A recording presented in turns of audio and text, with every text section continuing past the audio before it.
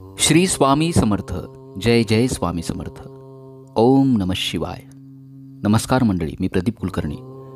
महामृत्युंजय मंत्र, भगवान भोलेनाथांचा आवडता मंत्र, आपलं आणि आपल्या कुटुंबातील सदस्यांचं सर्व प्रकारच्या शारीरिक आणि मानसिक रोगांपासून, व्याधींपासून संरक्षण होण्यासाठी महाशिवरात्रीला महामृत्युंजय मंत्राचं पठण श्रवण अवश्य करा.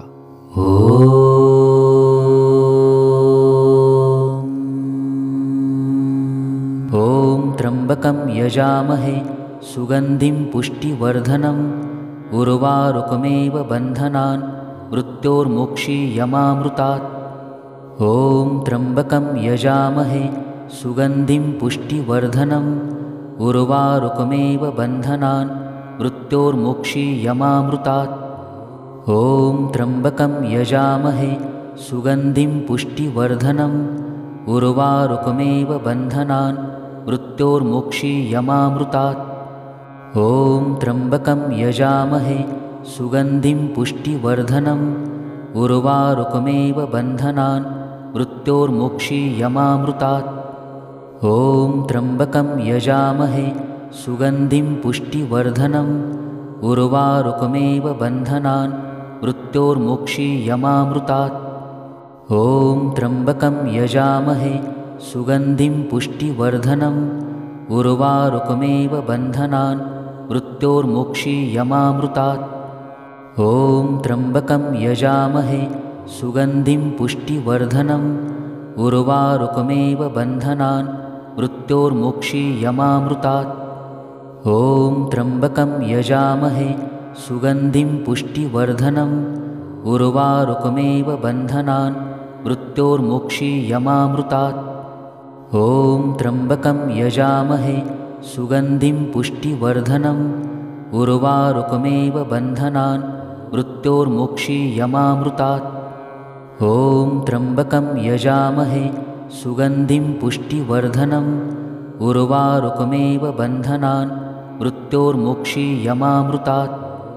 ॐ त्र्यम्बकं यजामहे सुगन्धिं पुष्टिवर्धनम् उर्वारुकमेव बन्धनान् मृत्योर्मोक्षीयमामृतात्.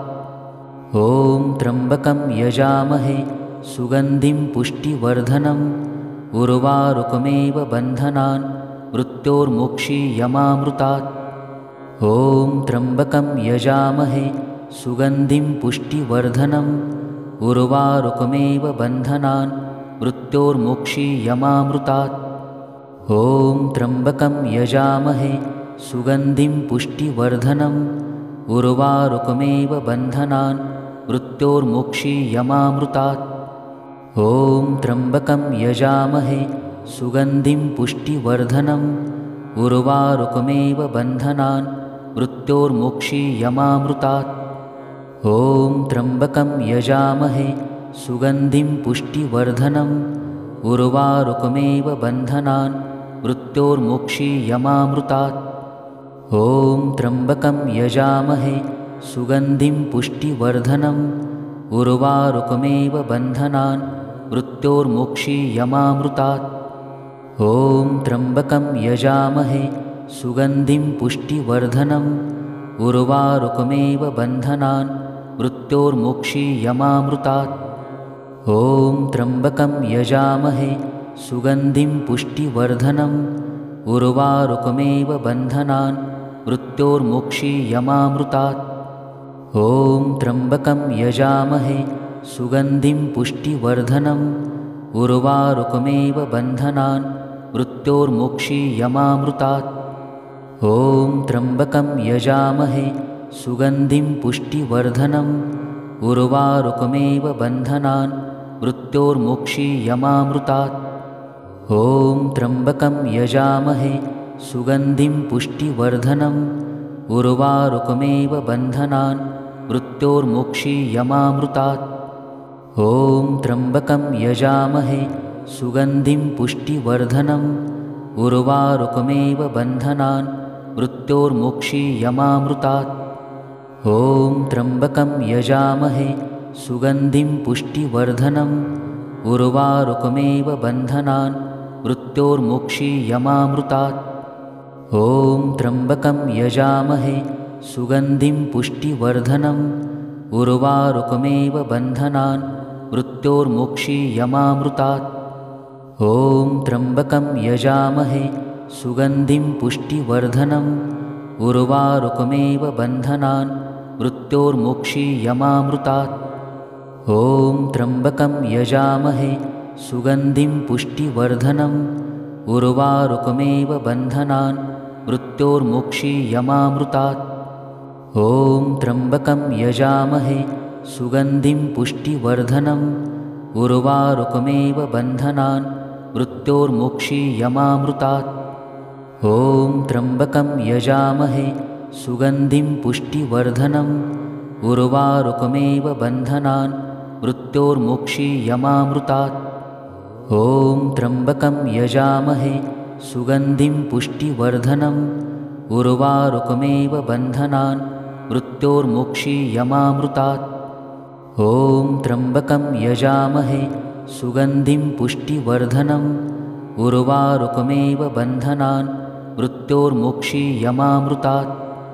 ॐ त्र्यम्बकं यजामहे सुगन्धिं पुष्टिवर्धनम् उर्वारुकमेव बन्धनान् मृत्योर्मोक्षीयमामृतात्। ॐ त्र्यम्बकं यजामहे सुगन्धिं पुष्टिवर्धनम् उर्वारुकमेव बन्धनान् मृत्योर्मोक्षीयमामृतात्। ॐ त्र्यम्बकं यजामहे सुगन्धिं पुष्टिवर्धनम् उर्वारुकमेव बन्धनान् मृत्योर्मोक्षीयमामृतात्। ॐ त्र्यम्बकं यजामहे सुगन्धिं पुष्टिवर्धनम् उर्वारुकमेव बन्धनान् मृत्योर्मोक्षीयमामृतात्। ॐ त्र्यम्बकं यजामहे सुगन्धिं पुष्टिवर्धनम् उर्वारुकमेव बन्धनान् मृत्योर्मोक्षीयमामृतात्। ॐ त्र्यम्बकं यजामहे सुगन्धिं पुष्टिवर्धनम् उर्वारुकमेव बन्धनान् मृत्योर्मोक्षीयमामृतात्। ॐ त्र्यम्बकं यजामहे सुगन्धिं पुष्टिवर्धनम् उर्वारुकमेव बन्धनान् मृत्योर्मोक्षीयमामृतात्। ॐ त्र्यम्बकं यजामहे सुगन्धिं पुष्टिवर्धनम् उर्वारुकमेव बन्धनान् मृत्योर्मोक्षीयमामृतात्। ॐ त्र्यम्बकं यजामहे सुगन्धिं पुष्टिवर्धनम् उर्वारुकमेव बन्धनान् मृत्योर्मोक्षीयमामृतात्। ॐ त्र्यम्बकं यजामहे सुगन्धिं पुष्टिवर्धनम् उर्वारुकमेव बन्धनान् मृत्योर्मोक्षीयमामृतात्। ॐ त्र्यम्बकं यजामहे सुगन्धिं पुष्टिवर्धनम् उर्वारुकमेव बन्धनान् मृत्योर्मोक्षीयमामृतात्। ॐ त्र्यम्बकं यजामहे सुगन्धिं पुष्टिवर्धनम् उर्वारुकमेव बन्धनान् मृत्योर्मोक्षीयमामृतात्। ॐ त्र्यम्बकं यजामहे सुगन्धिं पुष्टिवर्धनम् उर्वारुकमेव बन्धनान् मृत्योर्मोक्षीयमामृतात्। ॐ त्र्यम्बकं यजामहे सुगन्धिं पुष्टिवर्धनम् उर्वारुकमेव बन्धनान् मृत्योर्मोक्षीयमामृतात्। ॐ त्र्यम्बकं यजामहे सुगन्धिं पुष्टिवर्धनम् उर्वारुकमेव बन्धनान् मृत्योर्मोक्षीयमामृतात्। ॐ त्र्यम्बकं यजामहे सुगन्धिं पुष्टिवर्धनम् उर्वारुकमेव बन्धनान् मृत्योर्मोक्षीयमामृतात्। ॐ त्र्यम्बकं यजामहे सुगन्धिं पुष्टिवर्धनम् उर्वारुकमेव बन्धनान् मृत्योर्मोक्षीयमामृतात्। ॐ त्र्यम्बकं यजामहे सुगन्धिं पुष्टिवर्धनम् उर्वारुकमेव बन्धनान् मृत्योर्मोक्षीयमामृतात्। ॐ त्र्यम्बकं यजामहे सुगन्धिं पुष्टिवर्धनम् उर्वारुकमेव बन्धनान् मृत्योर्मोक्षीयमामृतात्। ॐ त्र्यम्बकं यजामहे सुगन्धिं पुष्टिवर्धनम् उर्वारुकमेव बन्धनान् मृत्योर्मोक्षीयमामृतात्। ॐ त्र्यम्बकं यजामहे सुगन्धिं पुष्टिवर्धनम् उर्वारुकमेव बन्धनान् मृत्योर्मोक्षीयमामृतात्। ॐ त्र्यम्बकं यजामहे सुगन्धिं पुष्टिवर्धनम् उर्वारुकमेव बन्धनान् मृत्योर्मोक्षीयमामृतात्। ॐ त्र्यम्बकं यजामहे सुगन्धिं पुष्टिवर्धनम् उर्वारुकमेव बन्धनान् मृत्योर्मोक्षीयमामृतात्। ॐ त्र्यम्बकं यजामहे सुगन्धिं पुष्टिवर्धनम् उर्वारुकमेव बन्धनान् मृत्योर्मोक्षीयमामृतात्। ॐ त्र्यम्बकं यजामहे सुगन्धिं पुष्टिवर्धनम् उर्वारुकमेव बन्धनान् मृत्योर्मोक्षीयमामृतात्। ॐ त्र्यम्बकं यजामहे सुगन्धिं पुष्टिवर्धनम् उर्वारुकमेव बन्धनान् मृत्योर्मोक्षीयमामृतात्। ॐ त्र्यम्बकं यजामहे सुगन्धिं पुष्टिवर्धनम् उर्वारुकमेव बन्धनान् मृत्योर्मोक्षीयमामृतात्। ॐ त्र्यम्बकं यजामहे सुगन्धिं पुष्टिवर्धनम् उर्वारुकमेव बन्धनान् मृत्योर्मोक्षीयमामृतात्। ॐ त्र्यम्बकं यजामहे सुगन्धिं पुष्टिवर्धनम् उर्वारुकमेव बन्धनान् मृत्योर्मोक्षीयमामृतात्। ॐ त्र्यम्बकं यजामहे सुगन्धिं पुष्टिवर्धनम् उर्वारुकमेव बन्धनान् मृत्योर्मोक्षीयमामृतात्। ॐ त्र्यम्बकं यजामहे सुगन्धिं पुष्टिवर्धनम् उर्वारुकमेव बन्धनान् मृत्योर्मोक्षीयमामृतात्। ॐ त्र्यम्बकं यजामहे सुगन्धिं पुष्टिवर्धनम् उर्वारुकमेव बन्धनान् मृत्योर्मोक्षीयमामृतात्। ॐ त्र्यम्बकं यजामहे सुगन्धिं पुष्टिवर्धनम् उर्वारुकमेव बन्धनान् मृत्योर्मोक्षीयमामृतात्। ॐ त्र्यम्बकं यजामहे सुगन्धिं पुष्टिवर्धनम् उर्वारुकमेव बन्धनान् मृत्योर्मोक्षीयमामृतात्। ॐ त्र्यम्बकं यजामहे सुगन्धिं पुष्टिवर्धनम् उर्वारुकमेव बन्धनान् मृत्योर्मोक्षीयमामृतात्। ॐ त्र्यम्बकं यजामहे सुगन्धिं पुष्टिवर्धनम् उर्वारुकमेव बन्धनान् मृत्योर्मोक्षीयमामृतात्। ॐ त्र्यम्बकं यजामहे सुगन्धिं पुष्टिवर्धनम् उर्वारुकमेव बन्धनान् मृत्योर्मोक्षीयमामृतात्। ॐ त्र्यम्बकं यजामहे सुगन्धिं पुष्टिवर्धनम् उर्वारुकमेव बन्धनान् मृत्योर्मोक्षीयमामृतात्। ॐ त्र्यम्बकं यजामहे सुगन्धिं पुष्टिवर्धनम् उर्वारुकमेव बन्धनान् मृत्योर्मोक्षीयमामृतात्। ॐ त्र्यम्बकं यजामहे सुगन्धिं पुष्टिवर्धनम् उर्वारुकमेव बन्धनान् मृत्योर्मोक्षीयमामृतात्। ॐ त्र्यम्बकं यजामहे सुगन्धिं पुष्टिवर्धनम् उर्वारुकमेव बन्धनान् मृत्योर्मोक्षीयमामृतात्। ॐ त्र्यम्बकं यजामहे सुगन्धिं पुष्टिवर्धनम् उर्वारुकमेव बन्धनान् मृत्योर्मोक्षीयमामृतात्। ॐ त्र्यम्बकं यजामहे सुगन्धिं पुष्टिवर्धनम् उर्वारुकमेव बन्धनान् मृत्योर्मोक्षीयमामृतात्।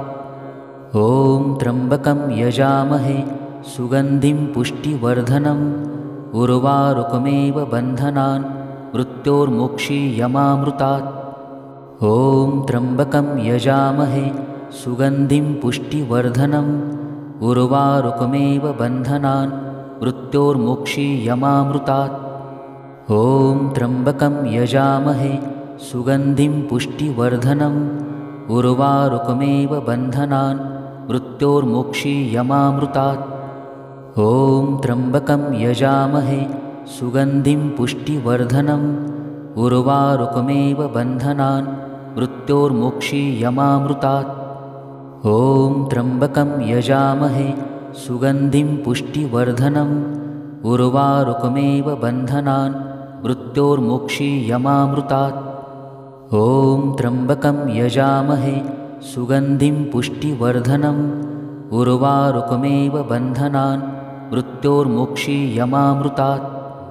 ॐ त्र्यम्बकं यजामहे सुगन्धिं पुष्टिवर्धनम् उर्वारुकमेव बन्धनान् मृत्योर्मोक्षीयमामृतात्। ॐ त्र्यम्बकं यजामहे सुगन्धिं पुष्टिवर्धनम् उर्वारुकमेव बन्धनान् मृत्योर्मोक्षीयमामृतात्। ॐ त्र्यम्बकं यजामहे सुगन्धिं पुष्टिवर्धनम् उर्वारुकमेव बन्धनान् मृत्योर्मोक्षीयमामृतात्। ॐ त्र्यम्बकं यजामहे सुगन्धिं पुष्टिवर्धनम् उर्वारुकमेव बन्धनान् मृत्योर्मोक्षीयमामृतात्। ॐ त्र्यम्बकं यजामहे सुगन्धिं पुष्टिवर्धनम् उर्वारुकमेव बन्धनान् मृत्योर्मोक्षीयमामृतात्। ॐ त्र्यम्बकं यजामहे सुगन्धिं पुष्टिवर्धनम् उर्वारुकमेव बन्धनान् मृत्योर्मोक्षीयमामृतात्। ॐ त्र्यम्बकं यजामहे सुगन्धिं पुष्टिवर्धनम् उर्वारुकमेव बन्धनान् मृत्योर्मोक्षीयमामृतात्। ॐ त्र्यम्बकं यजामहे सुगन्धिं पुष्टिवर्धनम् उर्वारुकमेव बन्धनान् मृत्योर्मोक्षीयमामृतात्। ॐ त्र्यम्बकं यजामहे सुगन्धिं पुष्टिवर्धनम् उर्वारुकमेव बन्धनान् मृत्योर्मोक्षीयमामृतात्। ॐ त्र्यम्बकं यजामहे सुगन्धिं पुष्टिवर्धनम् उर्वारुकमेव बन्धनान् मृत्योर्मोक्षीयमामृतात्। ॐ त्र्यम्बकं यजामहे सुगन्धिं पुष्टिवर्धनम् उर्वारुकमेव बन्धनान् मृत्योर्मोक्षीयमामृतात्। ॐ त्र्यम्बकं यजामहे सुगन्धिं पुष्टिवर्धनम् उर्वारुकमेव बन्धनान् मृत्योर्मोक्षीयमामृतात्।